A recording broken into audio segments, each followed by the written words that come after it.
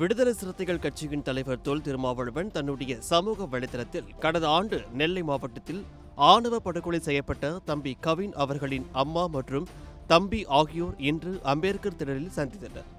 விடுதலை சிறுத்தைகள் கட்சியின் தொடர் முன் முயற்சியால் கவினின் தம்பி பிரவீனுக்கு சிப்காட்டில் உதவி மேலாளராக அரசு வேலை கிடைத்திருக்கிறது. வன்கொடுமை வழக்கு பதிவு செய்யப்பட்டதன் அடிப்படையில் அதன் முதலாக உதவி மேலாளர் பதவி கிடைத்திருப்பது இதுதான் முதல் முறை.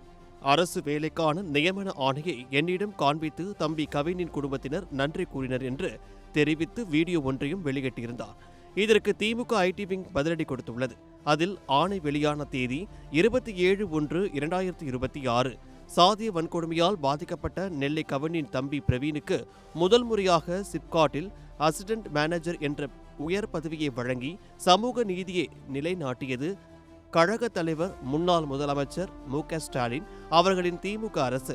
ஒடுக்கப்பட்டோரின் பக்கம் திமுக அரசு உறுதியாக நிற்கும் என்பதற்கு இதுவே சான்று.